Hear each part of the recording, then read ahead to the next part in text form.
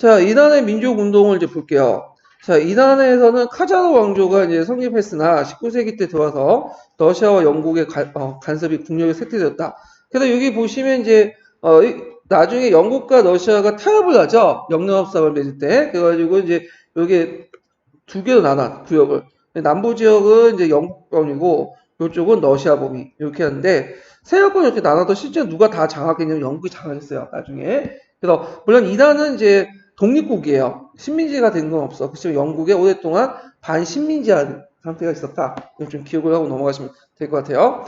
그래서 이제 19세기 말 왕이 영국의 담배 재배, 판매에 대한 독점권을 넘겨준다고 발표하자 반영 감정이 고조됐다. 이래 이란인들은 이슬람 지도자를 중심으로 담배 불매 운동을 벌이면서 영국의 이권 침탈에 맞섰다. 그 결과 이란 정부는 담배 이권을 해소했으나 영국의 막대한 배상금을 지불해야 됐다. 이후 재정 상태가 계속 악화되자 정부는 외국의 거액의 차관을 도입했다. 근데 이게 좀 눈여겨볼 게 뭐냐면 이 이란뿐만 아니라 대부분의 중동의 뭐 나라들이나 이집트 나라들이 근대화를 내거든요. 근데 근대화하려면 돈이 필요하죠. 그러니까 차관을 끌어다 써.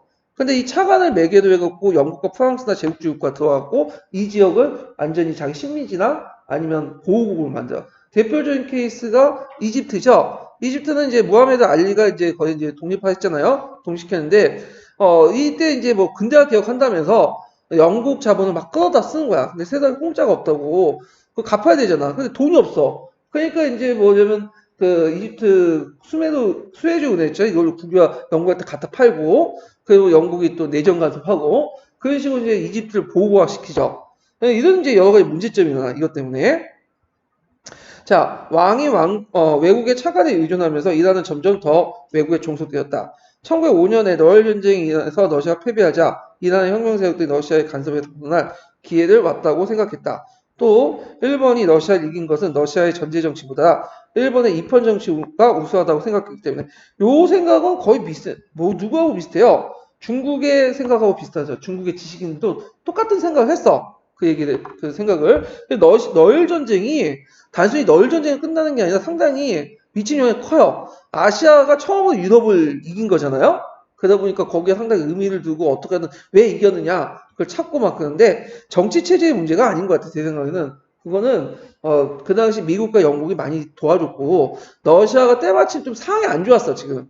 그러니까 이제 일본이 이겼던 거고 일본도 그 당시 러일 전쟁 때 거의 피해가 너무 컸어요. 그때 많이 죽었고. 예. 러시아 국민도 더 많이 죽었어. 예. 그래서 하여튼 이렇게 여겼다. 이는 헌법 제정을 요구한 수많은 이슬람교 지도자들과 상인, 도시민대 시위가 수도인 테헤란을 시작으로 전국에 확산되었다. 결국 헌법이 제정되어 국회가 창설되고 그 다음에 이걸 입헌주의 운동이라고 하거든요. 그래서 언론과 집회의 자유가 허용됐다. 요 부분 여기 뒤에 있으니까 보고요. 그러나 수구 세력들의 방해로 개혁이 어려움을 겪는 가운데 그 영국과 러시아 사이에 이란 북부는 러시아가 남부는 영국이 우선권을 갖고 그 사이에 이걸 무슨 협상이라고 하냐면 영러협상이라고 해요. 영국과 러시아 협상을 맺었잖아요. 근데 영국과 러시아는 예전부터 철전지 원수야. 불구대철 원수죠. 근데 이제 독일이나 공동의 적이 나타나 보니까 그걸 막기 위해서 이제 영국과 러시아가 타협오죠. 그 타협 안중에 뭐냐면 영국이 아프가니스탄 지역을 갖고 그 다음에 이란 지역을 두 개로 나누죠. 북쪽 지역은 러시아, 남쪽 지역은 영국 이렇게 했는데 근데 이제 실제로 나중에 러시아가 이제 거기 북쪽 지역을 가난하지 못해. 그래서 실제 영국이 통째 먹었어요. 그 지역을. 예. 자, 그 사이에 영국과 러시아는 중립지역을 나눈다는 협약을 체결했다. 자, 일단 먼저 협약에 따라 러시아군은 혁명세력을 처형하고 국회를 해산시켰다. 이렇게 있고요. 거기에 이제 입헌주의 운동을 볼게요. 자, 1906년에 카자흐 왕조의 왕 무자파르 알딘이 마침내 굴복했다. 그는 자신의 권력을 크게 제한하는 헌법을 받아들이고 의회를 구성을 허락했다. 의회는 군대와 경찰을 갖지 않았지만 2년 동안 많은 법령을 통과시키고 이란의 표현의 자유와 언론의 자유를 포함한 전반적인 시민의 자유를 기반을 닦았다. 그러나 채 3년이 지나기 전에 왕은 대포로 의회를 공격하였다. 이것으로서 전제 정치가 돌아가겠다는 행동이다. 시아파 종교 지도자는 이런 왕의 행동을 지지했다. 그들은 이슬람에 이미 샬리아라는 헌법이 있으니 새로운 헌법을 만드는 것은 이슬람교리에 위배된다는 걸 주장했다. 요때 입헌주의 운동 때 내었던 헌법은 샬리아가 아니라 일종의 세속화된 법이에요. 이런 것들.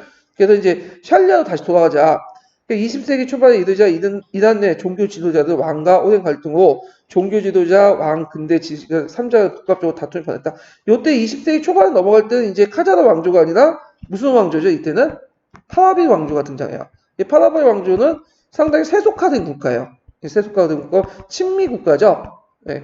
그래서 이제 나중에 호메이가 이제 혁명을 일으켜갖고 이제 뒤엎죠. 예. 자, 그 다음에 범이슬람주의 학원과 알 아프간이라는데 요 사람은 좀 기억을 해두세요. 하여튼 유명해 이 사람은 이제 이슬람 역사에서. 아까 말했지만 그 범이슬람주의라는 것은 그 중동의 민족의 개념을 어디로 잡자는 거야? 이슬람을 잡자. 그래서 이슬람 믿는 사람이면 언어라든지 그 다음에 문화, 역사가 다르다도 다 같은 민족이다.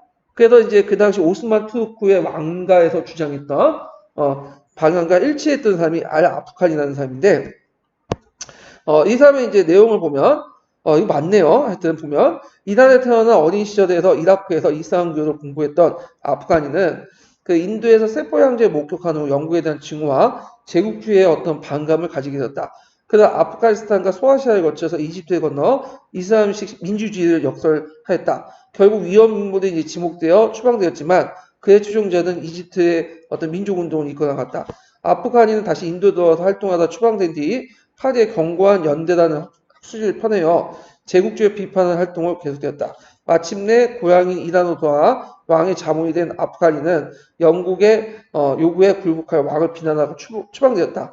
얼마 뒤 민중들의 생활에 밀접하게 관련된 담배 이권을 그 영국에 넘겨주는 것을 일어나니까 이란의 각계 이슬람 지도자의 각성을 촉구하는 편지를 보냈고 그는 편지에서 이슬람 지도자의 마음을 움직였고 이들 중시로 담배 불매운동이 일어나 이란은 결국 담배 이권을 영국부터 지켜낼 수 있었다. 얼마 뒤 오스만 제국에 들어온 그는 범이슬람주의를 꿈을 실현하였다. 그는 흡수한 투르크나 페르시아, 아랍 민족주의를 벗어나서 아까는 지금 이란 이슬람만 믿으면 하나 뭉쳐야 된다. 그래서 오스만 제국 그 중심에 써야 된다. 그러니까 오스만 제국 입장은 상당히 좋은 거죠. 자기들하고 코드가 일치하잖아요. 자, 또 그는 서구 과학을 받아들이고 교육을 체제와 사회적 간섭을 문을 닫아야 된다고 주장했다. 그래서 이제 종전에 이제 그 이슬람을 내세운 보수주의자 또 아니에요. 이슬람은 근대화를 또 주장해. 근데 근대화를 위해서 어떤 민족이라는 건 필요하고 그 민족을 이슬람으로 하고 그리고 그 안에서 근대화를 추진하다. 그래서 잘못된 것을 개혁하자. 이런 사람이야. 자, 그의 주장을 받아들이지 않았고 결국에 그는 이스탄불에서 가택연금을 당한 뒤에 숨을 거뒀다. 등등 있고. 자, 그 다음에 이제 보면 이제 라틴 아메리카 이제 독립을 좀 할게요. 갑자기 나오지만 라틴 아메리카 이제 할 건데 제가 그 라틴 아메리카, 아프리카 다 하고 싶은데 실제 시간이 안 돼요. 그리고 뭐 시험에 그렇게 나온 것도 아니고 하니까 여기에서는 이제 중요한 부분만 하고 넘고 이제 중동사 중심으로 넘어갈게요. 여기는. 자, 일단은 이제 라틴 아메리카 독립 과정은 좀 보셔야 돼요. 이거는요. 예전에 한번 시험 문제 나왔던 거 있으니까. 어디가 나왔죠? 그 당시 IT 독립 있죠? 그게 나왔죠? 자, 라틴 아메리카 독립과 이제 배경을 보면 프랑스 혁명하고 나폴레옹 전쟁으로 확산된 자유주의, 민족주의 영향이 크죠? 그래서 이제 이것 때문에 빈체제가 붕괴되잖아요? 빈체제 만들어졌고, 그렇지만 라틴 아메리카가 이제 여기에서 독립국 수립운동을 하면서 빈체제 붕괴 어떤 배경이 되죠. 식민지배에 장기화되면서 현재 태어난 백인 크리올 여기 좀 보면 요게 이제 계층 구조를 보면 돼요. 라틴 아메리카 보면 라틴 아메리카는 원래는 누구만 살았어요? 인디언들만 살았죠. 근데 이제 여러 인종들이 같이 들어오게 돼. 그래서 보면 이제 일단 스페인 식민지 당국들이 오죠. 스페인이나 포르투갈 백인들이 오잖아요. 근데 이들이 이제 처음에 여기에 살았다가 여기에서 태어나고 이제 등장한 사람들이 등장해. 이 사람 크리오라고 해요. 예. 이 사람들이 실권을 갖고 있어요. 경제적인 어떤 그리고 지방 유지야. 그러다 나중에 이제 식민지 본국 있죠. 스페인 포르투갈에 들어온 사람들이 또 들어와. 이들은 이제 페니슐라가 있는데 이들은 상층부를 차지하고 있어. 관리나 관료가 정치가들. 그 밑에 군대라든지 관료 교회나 이런 것 하층을 실질의 권한을 갖고 있는 사람은 식민지 탱색 백인들, 크리올. 이들은 같은 백인 출신이고 스페인어 쓰지만 솔직히 말해서 얘네들 입장을 때는 얘네들이 좀 마음에 안 드는 거지. 얘네들 진골이고 얘 육두품이잖아. 그러니까 항상 자기를 차별받았다고 생각해. 근데 이거는 상대적인 거고 이들도 요 사회 기득권이에요. 군대나 관료나 교회 조직을 상당히 많이 장악하고 있었어요. 그다음 그 밑에 진짜 차별받는 사람들 그 밑에 있었는데 얘네들도 이제 좀 복잡하게 돼 있어. 원래 원주민이 있죠. 근데 원주민이 이제 그 많이 죽으니까 흑사병이나 이런 것도 누굴 가지고 왔죠? 노예들 가지고 왔죠. 흑인 노예들. 그래서 흑인 노예들하고 이제 그 원주민하고 또 섞여가지고 이제 혼혈된 사람들. 삼바라고 하고. 그 다음에 그 백인들하고 원주민하고 눈이 맞아가지고 눈이 맞았는데 강제로 이제 강간한 거죠. 네, 그래서 메스티지가 형성되고. 그 다음에 이제 또 원주민하고 이제 노예가 있지만 또 뭐냐면 백인하고 또 노예하고 이제 짝짝꿍 해갖고 만든 물라토. 물라토, 삼바, 메스티조 이렇게 있고 또 지네끼리 또 짝짝꿍 해가지고 저 혼연 인종들이 나와요. 하여튼 그 뒤에 메스티조 인디언이 있고 그다음 아프리카 흑인 노예 이렇게 해갖고 다단계 구조를 가지고 있어요. 예. 자, 그런데 이제 이 독립운동을 주도했던 세력들은 어느 계층이냐면 요 중간 계층의 사람들, 크리올 그런 것들. 대개 사회 혁신층들은 요 밑바닥 있는 사람들이 주도하진 않아요. 어느 정도 자신이 기득권을 갖고 있지만 상위 기득권으로부터 뭔가 차별을 받았다고 생각을 하는 사람들. 이런 사람들이. 그러니까 프랑스 대혁명도 밑에 있는 거지들이 주도한 건 아니죠. 누가 주도했어요? 어느 정도 먹고 사는 부르주아들이 주도했잖아요. 자, 하여튼, 이렇게 해서 현재 태어난 백인이 크레올과 메스티소, 그 다음에 인디어 흑인을 지배하는 특권을 가지고 있었지만, 에스파니아 온 갈리드의 지배를 받아야 할 처지였다. 크리올은 위에서 정당한 대표권이나 공직 임명권을 보장하지 않은 채 오로지 세금을 많이 내야 하는 식민정책에 불만을 가지게 되었다. 한편 메스티소, 그 다음에 인디언, 흑인들은 에스파니아, 포르투갈 포괄적 식민정책에 맞서서 꾸준히 저항했다. 라틴 아메리카에 이제 최초의 독립국이 일어났던 것이 어디냐면 아이티죠. 이게 예전에 시험문이 나왔죠. 그래서 서인도 제독의 프랑스령에서 일어났다. 프랑스에 일어난 혁명 소식에 자극받은 것이 이 지역의 흑인 노예들이 이제 그 혁명을 일으킨 아이티 공화국, 최초의 이제 흑인 공화국이죠. 라틴 아메리카에서. 아이티는 독립을 유럽의 아메리카 큰 충격을 줬고 독립국 수용 운동 라틴 아메리카 전 지역에 확산됐다. 이렇게 했는데 뭐 어떤 책은 확산되지 않았다는 책도 있어요. 이거는 교과서는 그런 관점이니까. 자, 요거 한번 시험 문제 나왔으니까 한번 좀 볼게요.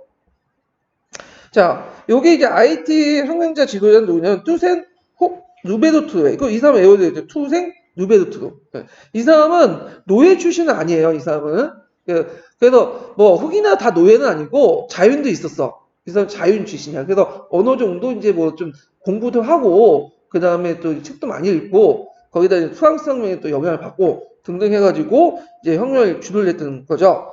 그래서 이제 1804년에 프랑스 식민지였던 생두마구에서 맹그에서 프랑스의 독립전쟁에서 승리하여 아이티가 되었다. 아이티 혁명은 프랑스와 거의 동시에 시작됐다. 혁명가 1791년 1804년까지 생두마구의 흑인들은 프랑스 혁명의 이념을 식민지에 더욱 뭐냐면 적극적으로 실현했다. 이들이 건설한 흑인공화국 아이티는 유럽의 식민주의를 탄생했지만 식민지에 태어났지만 유럽 지배의 질서를 뿌리를 두지 않았으며 유럽의 인종주의가 정점을 갈 때 인종적 평등을 뭐냐면 선언했다. 그래갖고 이제 이런 내용도 좀 기억을 해두시면 될 것 같아요. 그래서 IT 혁명 관련된 내용 예전에 시험 문제 나왔으니까 보고 이게 이제 후에 어떤 영향을 줬는가 이것도 같이 기억을 해두셔야 되겠죠? 그리고 시험 문제 나왔으니까 자, 그 다음 뒤에 넘어와서 이제 라틴 아메리카 독립을 볼게요. 자, 나폴레옹이 이제 에스파냐, 포르투갈 점령하니까 라틴 아메리카의 독립운동 기운이 고조됐다. 왜냐면 에스파냐, 포르투갈 본국이 어떻게 돼요? 무너졌잖아. 그러니까 이제 안전이 뭐예요? 이제 브라질이나 이런 남미 지역은 에스파냐, 포르투갈 본국으로 지원을 못 받는 거야. 이런 상황에서 이제 독립운동을 일어나는데 그 당시 식민지 본국 정부 간의 간섭과 대다수 독립의 저항으로 점점 고립되었던 크리오가 독립운동을 주도했다. 크리오는 볼리바르, 이게 사람 이름이에요. 볼리바르하고 이제 상마르티라는 사람이 대표적인 사람인데, 자, 볼리바르를 중심으로 해서 라틴 아메리카 독립전쟁에 본격적으로 했고, 이 볼리바르가 독립시킨 나라가 되게 많아요. 오늘날 카라카스, 그러니까 오늘날 베네수엘라죠. 베네수엘라. 지금 완전 개판 나라죠. 미국한테 개겼다가 지금 완전히, 거의 강제 다이어트 하고 그러죠. 국민들이. 자, 이 볼리바르가 있고, 보고타, 오늘 콜롬비아, 키토, 에콰토르가 독립시켰고, 이어 페루, 볼리비아를 독립 위해 노력했다. 한편 비슷한 시기에 산 마르틴이라는 사람이 이제 아르헨티나, 레플라타죠, 산티아고, 칠레에 비롯한 여러 지역을 이제 독립했다. 자, 여기에서 이제 이런 지역들은 대개 보면 지금 어느 지역이 이게 스페인 지역이죠. 근데 유일하게 남미 지역에 포르투갈 식민지가 있었어요. 이게 브라질이야. 이 브라질은 좀 웃긴 게 이때 이제 브라질은 이제 그 그러니까 포르투갈은 이제 나폴레옹이 점령하에 있었죠. 그러니까 나폴레옹에서 이제 피난한 사람들이 망명 정부를 만들었어요. 그때 누굴 내세웠냐면 포르투갈 항태자가 했는데 이 사람이 자기 본국을 배신해서 뭐냐면 자기가 국왕으로 이제 된 다음에 포르투갈 그 독립운동을 주도한 거야. 그러니까 그 포르투갈 항태자가 자 그래서 이 사람을 주도해갖고 이제 브라질이 이제 뭐냐 독립을 했는데 문제는 포르투갈 항태자는 독립하고 나서 또 쫓겨나요. 예, 이용만 나가고 자 그래서 이제 이렇게 있고 그다음 비인 체제가 들어선 메테오는 라틴 아메리카 독립운동을 억압하려고 했다. 그러나 새로운 상품 시장을 원했던 영국의 독립을 지원했고 미국은 유럽의 아메리카 대륙 간섭을 막으려 원료주의를 이제 했다. 이 원료주의는 이제 유명하죠. 예전에 한번 시험 문제 나왔죠. 자, 이런 상황에서 이제 그 라틴 아메리카 국가들은 19세기 전반에 대부분 독립을 이룩하였다. 라틴 아메리카 국가들은 독립을 달성했으나 크리올들이 권력을 독점하고 빈부의 격차가 심하였다. 그다음 식민지 농업인 플랜테이션 농업으로 주사업을 하였으며 공업국가가 성장하지 못하고 영국과 미국 등 열강의 경제력 종속되었다. 19세기 후반에 독립가정에 상당한 군사를 보유하는 지방세력가들이 집권해 군사 독재 정치가 이루어졌다. 맨날 쿠데타 일으키고 그러잖아요. 자, 그래서 이제 여기에서 혁명 지도자 중에 제일 유명한 사람이 시몬 볼리바르예요. 그래서 이 시몬 볼리바르는 좀 보면 이 사람도 이제 그 아까 설명한 아프가니하고 좀 약간 비슷한 생각을 갖고 있어. 범아메리카주의 이런 것들에 대해서 어떤 사람인데 자, 시몬 볼리바르는 라틴 아메리카 독립을 위해 에스파냐에 맞서 싸운 영웅이다. 현재 베네수엘라의 수도인 카라카스에서는 에스파냐 후손으로 태어났다. 그래서 이제 부유한 크리올 출신인 그는 미국과 유럽을 여행하면서 반식민주의 사상을 갖게 되었고 1813년 베네수엘라에서 혁명가의 길을 걷기 시작했고 볼리비아라는 명칭은 그의 이름을 따서 지었다. 해방자라는 호칭을 갖고 있는 볼리비아는 하나의 연방, 그러니까 라틴 아메리카 연방을 생각했어요. 그래갖고 이제 미국처럼 하나 연방 국가, 통일 국가를 만들자. 이렇게 이제 했어요. 그래서 미국과 같이 라틴 아메리카 이제 하나로 합쳐야 된다. 자, 이에 그는 새로운 독립된 국가를 하나 묶어 연방을 설치하려는 이상을 시행했지만 결국 성공하지 못했고요.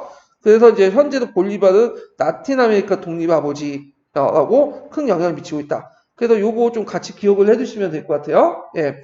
자, 그래서 이제 이렇게 있고, 아이고, 다시 보면, 자, 아프리카 이제를 넘어갈게요. 아프리카. 북아프리카 민족주의 운동 보면, 이집트에서 보면, 이집트에 유명한 사람이 이제 무하메드 알리죠. 이 사람은 원래는 오스만 투르크의 총독을 맡던 사람인데, 이 사람을 주도로 이제 독립운동을 이제 깨하게 돼요. 그래서 총독의 무하메드 알리가 058 추진한 편, 오스만 제후부터 독립을 깨했다. 무하메드 알리는 사우디 왕국을 무너뜨리고 아까 처음에 얘기한 것처럼 이제 오스만 투르크의 이게 뭐냐면 지원을 요청을 받고 군대를 파괴 사우디 왕국을 무너뜨리죠. 이게 제1차 사우디 왕국이에요.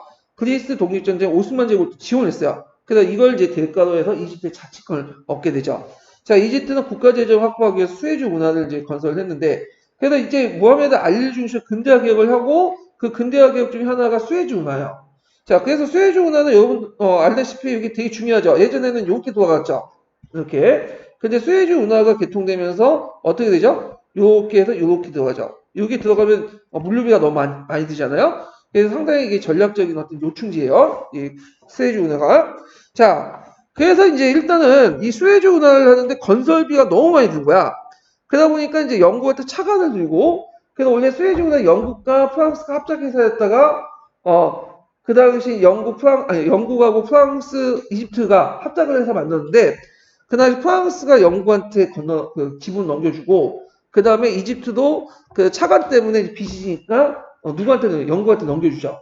그래서 수에즈 운하가 영국을 나중에 이제 완전히 장악해요. 영국이 수에즈 운하를 경영권을 이제 장악했다. 자, 이집트에서는 반유럽, 반투르크 민족 운동이 강범위하게 일어났다. 이에 아라비아 파샤를 중심한 반영 운동이 이제 펼쳐졌다. 이들은 혁명을 일으켜 헌법을 제정하는데 성공했지만 영국군의 간섭으로 실패했고, 그 뒤 이집트는 반영 민족주의 운동이 고조되면서 영국은 수에즈 운하 관리권을 보유한 상태 이집트 독립을 인정했다. 근데 주의하건 인정했다고 해서 그걸 뭐냐면 완전히 독립을 보장해 준 거 아니에요. 거의 반식민지야 보호국했다 이렇게 보시면 돼요. 왜냐하면 수에즈 운하를 확실히 장악하기 위해서는 이집트를 뭐야 자기 세력 안에 넣어야 돼.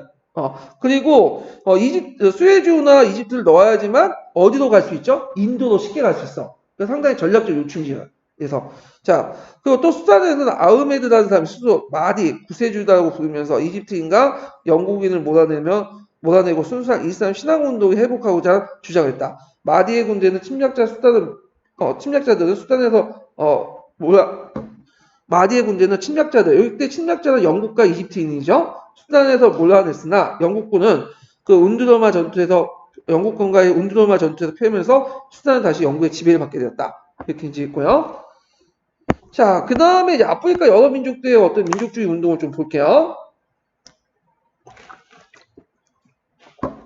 자, 제국주의 분할 경제 대표적인 희생이었던 아프리카인들은 유럽 열강의 침략을 받아 다양한 저항 운동을 펼쳤다. 그래서 동부 아프리카 지역의 에티오피아가 이제 민족 운동이 주도했고, 이 에티오피아는 이제 근대화 개혁을 통해 상당히 이제 군대를 양성을 했죠. 그래서 수에즈 운하를 개통으로 에티오피아가 주요 지역이 되자 이탈리아가 에티오피아를 침략을 했죠. 그래서 이탈리아 공격을 몇 차례 막아낸 에티오피아가 무슨 전투에서 이 아두아 전투에서 에티오피아를 격파했어요. 예. 에티오피아가 이제 이탈리아를 격파했죠. 그래갖고 이탈리아가 이제 망신창이 됐죠. 원래 이탈리아 군대가 좀 약간 비효율적이고 군대 질이 좀 그렇게 좋은 건 아니야. 항복하고 막. 근데 하여튼 그 에티오피아의 군대에서 이제 이탈리아 군대가 아두아 전투에서 껴고 그리고 나서 이제 뭐냐면 아디스 아바바라는 그 조약을 맺게 돼요. 그래서 유일하게 이때부터는 에티오피아가 라이비에리와 함께 아프리카로서 두 개 국가 독립을 유지했잖아요. 자, 그 다음에 이제 오늘날 나미비아 지역의 서남아프리카 지역은 그 19세기 후반에 독일이 차지하고 있었는데 독일이 원주민과 가축과 땅을 마음대로 빼앗자 참다 못한 헤르도족이 봉기했고 독일군에 의해서 무참하게 진압을 했다. 자, 아프리카에 또 줄루족이 있었는데 줄루족이 민족운동 활발했다. 19세기 중반 남아프리카의 대규모 다이아몬드 강사를 발견하자 영국은 이를 차지하고자 줄루 왕국을 공격했는데 줄루 왕국이 초창기 때는 재기 잘 싸웠어요. 그래서 영국군을 격파하고 그러거든요. 그런데 이제 나중에 이제 결국엔 두 번째 공격에 패해서 이제 식민지가 되었다. 이렇게 좀 기억을 해두시면 될 것 같아요. 이렇게 이제 당할 수밖에 없는 게 뭐냐면 여기 보시면 줄루족이 사는 건 뭐예요? 창이죠. 창하고 방패인데 그 당시 서양 제국주의들이 가지고 온 게 뭐냐면 맥신 기관총이라고 기관총을 갖고 왔어. 기관총을 이제 쓰는데 상대가 되겠어요? 그러니까 동학교도들이 우금치 전투에서 일본군하고 싸운 거 똑같다고 보시면 돼요. 그냥 수만 명이 올라와도 기관총 갈고 버리니까 상대가 안 되는 거야. 예. 자, 그래서 이런 것들 이제 같이 기억을 해두시고 그 밑에 이제 뭐 탐구활동이 아프리카 반제국주의 운동이 있으니까 한번 읽어보시고요. 멕시코 독립은 한번 그냥 각자 보시면 될 것 같아요. 이거는요. 자, 그 다음에 이제 넘어가서 어디를 보시냐면요. 자, 257페이지 펴보세요. 자, 서아시아 민족운동 볼게요. 자, 1차 세계대전에 이제 패배한 오스만 제국은 사이코스 피코 협정에 따라서 영국과 프랑스 등에서 아랍 지역을 상실하고 내정 간섭을 받게 되는데 이 사이코스 피코 조약은 영국과 프랑스 간의 중동 지역의 세력권을 나누는 비밀 조약이에요. 그 내용을 보면 자, 1916년 영국의 대표 마크 사이크스와 프랑스 대표 조르주 피코가 아랍 지역의 분할을 결정한 협정으로 그 결과 팔레스타인, 요르단, 이라크는 영국이 갖고 시리아, 레바논은 프랑스가 차지하는 이런 조약을 맺게 되죠. 자, 이러한 상황에서 무스타파 칼만이 투르크 국민당을 결성해서 그 다음에 앙칼라에서 국민회의를 소집하고 그 다음에 임시정부를 수립했다. 그 결과 수탄 정부가 이제 타도된 후에 터키 공화국이 이제 수립되었다. 초대 이제 대통령은 무스타파 칼만은 수탄 제도를 폐지하고 정치와 종교를 분리시키고 민주주의 헌법을 제정했죠. 그래서 살리아를 폐지시키죠. 그 다음에 또 서구 문물을 적극 수용해서 여성의 지위 향상, 그 다음 근대적 교육제도 시행, 터키 문자 제정 같은 그 근대적 개혁을 시행했다. 이때 터키 문자는 아랍 문자가 아니라 그 라틴 문자를 들고 와서 이제 제정한 거고요. 한편 제1차 세계대전 후 그 대전 중 영국은 오스만 제국과 대결하면서 아랍인을 자기 편으로 삼고자 아랍인을 영국을 도우면 전쟁이 끝난 후 서아시아 지역의 그 아랍 국가에서 그 약속을 지게 후세인 맹망 서한이고요. 또 한편은 유대인들 자금을 피했어. 그래갖고 또 약속했죠. 팔레스타인 지역에 유대인 국가를 만들어 주겠다. 그래서 벨포어 선언이죠. 그러니까 맥마흔 선언과 벨포어 선언이 뭐냐면 좀 모순돼. 그냥 한쪽에는 똑같은 자리에 이제 오늘날 그 팔레스타인 지역에 뭐 아랍인 국가를 세우겠다. 또 한쪽은 그 시오니즘의 영향을 받고 이제 이슬람 국가를 좀 세워주겠다. 뭐 약속한 건데 실제로 안 세워졌어 둘 다. 왜냐면 아까 사이코스 피코 조약 때 그냥 지네끼리 나눠갖고 끝났죠. 영국, 프랑스는. 예. 그렇지만 이 협정 때문에 나중에 이게 아랍하고 이제 이슬람 간의 어떤 분열의 씨앗이 되는 거죠. 그러면 왜 영국이 이런 뭐냐면 서로 간에 거짓말 치면서 이런 약속을 했냐, 중동 지역에. 그 당시 영국은 누구하고 싸우고 있었죠? 그 당시 1차 세계대전 때 오스만 투르크하고 싸우고 있었죠. 근데 이제 오스만 투르크 영국이 원래 갈리폴리 해전에서 이제 해전이나 상륙작전에서 투르크를 이제 쳐서 그 당시 이제 얘네들 힘을 좀 약화시키려고 했어요. 예. 그런데 문제는 그 작전이 패했단 말이야. 근데 중동 지역은 이제 실제 오스만 투르크 세력이잖아요. 그러니까 중동 지역을 장악해야지 뭐 이제 뭐냐면 그 독일도 후방을 칠 수 있고 그런데 실제 영국이 막 지금 서부전선의 병력을 파견했기 때문에 프랑스에 영국 자체 육군이 적은데 거기다 그 대부분 육군들이 어디에 있는 거야? 프랑스 전선에 있는 거야. 그러니까 오스만 투르크를 직접 공격할 수 있는 병력이 없어. 거기다 또 상륙작전 한번 실패하고 그러니까 그래서 영국 애들이 좀 똑똑한 게 뭐냐면 적을 잘 이용하죠. 얘네들이 오랫동안 식민지 경험을 했기 때문에 적은 병력을 아주 소수의 병력을 가지고 효율적으로 통치하잖아. 그래갖고 중동 지역과는 부족끼리 연결돼 있잖아요. 이렇게 분열돼 있잖아. 근데 그 아랍 부족들이 오스만 투르크하고 서로 사이가 안 좋다는 거 알거든. 그래서 첩보 장교를 파견했죠. 로렌스라는. 근데 이 로렌스가 기대하지 않는 만큼의 성과를 하는 거야. 그 부족들을 잘 이용해가지고 뭐냐면 투르크와 싸우게 하는 거죠. 그래서 큰 성과를 이제 이뤘고, 그다음 영국은 이제 항상 남을 잘 이용하잖아요. 자기가 이제 거기 파견해, 그러니까 그 당시 맥마우 선언이든지 그다음에 벨포 선언을 해갖고 자기 편들 끌어들여갖고 대시 싸우게 하는 거야. 자 이런 식으로 해가지고 이제 그냥 중동 지역에서 오스만 투르크를 몰아내려고 했다. 그래서 자기는 병력 하나도 파견하지 않고 말빨과 거짓말과 첩보전과 그걸 통해서 중동의 오스만 투르크를 몰아내는 과정에서 이렇게 한 거죠. 이거 보면 영국이 상당히 노련해. 식민 통치가 일본처럼 무자비하지 않아요. 얘네들은. 예. 자, 하여튼 이렇게 했고 벨포 선언을 이제 계기로 전쟁이 끝나니까 서아시아 팔레스타인 지역에 유대인들이 이주하기 시작해. 요때 유대인들은 이제 시오니즘이라고 해갖고 그 있어요. 그래서 헤르츠라는 사람이 이제 그걸 제창했는데 우리가 이제 맨날 박해만 받는 게 아니라 팔레스타인 지역에 가서 유대인 국가를 만들자. 그래서 이제 아까심에 이제 그 뭐냐면 벨포어 선언도 이제 했고 그거에 이제 자극을 받아서 물론 도주는 않았지만 뭐 이렇게 이제 많이 이주하죠. 그래서 이때부터 유대인의 이제 정착민 수가 이제 증가되니까 아랍인과 유대인 간 어떤 갈등과 충돌이 있었고 얘들 이제 팔레스타인 문제가 대두되고요. 나중에 2차 세계 끝나자마자 유대인하고 팔레스타인 분할 딱 결정을 해버리죠. 그래서 유대인들이 나중에 이제 국가 세우자마자 주변에 있었던 그 아랍족들이 이제 공격하면서 제1차 중동 전쟁이 일어난 거잖아요. 자, 그럼 팔레스타인에 둘러싼 이제 대립과 원인 보면 이게 두 개 이제 약속된 뭐냐면 약속을 했는데 자, 영국의 이집트 주재 고등박물관의 맥마흔이 1915년 아랍 민족의 유력한 인물이었던 후세인과 서신을 주고받으면서 아랍 민족에게 오스만 제국과 싸우고 있는 영국을 도와줄 걸 요청했어요. 그래서 그 내용들 있고요. 근데 또 한편으로는 또 누구하고 연결되냐면 영국 외상했던 벨포가 1차 세계대전 때 치르는데 필요한 자금을 이제 조달하기 위해서 그다음에 유대인 금융재벌이었던 라이오넬 로스차일드. 이 로스차일드 가문이 있어요. 이 로스차일드 가문이 어마어마해요. 예. 그래서 우리가 내는 이자들은 상당 부가 누구한테 들어가냐면 로스차일드 가문에 다 들어가는 거야. 그래서 뭐 한 달 1년에 벌어들이는 수만이 1근억? 1조 원이 아니에요. 1경. 1경. 그래서 세계의 경제를 아주 주물러 거는 건데 문제는 이든 돈은 많은데 뭐가 없어요. 국가가 없어. 예. 그러니까 이제 이 자금 노스차일드 그 가문을 끌어들이기 위해서 뭐냐면 이렇게 편지를 썼죠. 그래서 그 편지 주요 내용은 뭐냐면 우리를 도와주면 팔레스타인 지역에 유대인 국가를 세워주겠다. 이 내용이에요. 예. 그래서 이제 이때 유대인 협회가 뭐냐면 시오니스트 연합이 있어요. 시오니즘이죠. 영향을 받아가지고. 그래갖고 이제 이 말을 듣고 이제 유대인 자본들이 많이 도와줬는데 물론 끝나고 나서 실제 독립을 안 시켜줬어. 예. 그렇지만 하여튼 그 말을 듣고 나서 많은 유대인들이 와가지고 정착을 하게 되죠. 예, 그런 것들 좀 같이 기억을 해두시면 되고. 자, 그래서 이제 이렇게 해갖고 이제 나머지는 뒷부분은 뭐 그렇게 중요한 건 아니니까 그냥 넘어가고요. 여기에서 이제 끝나고 서계 내용을 들어갈게요. 서계 앞부분 내용을요. 예.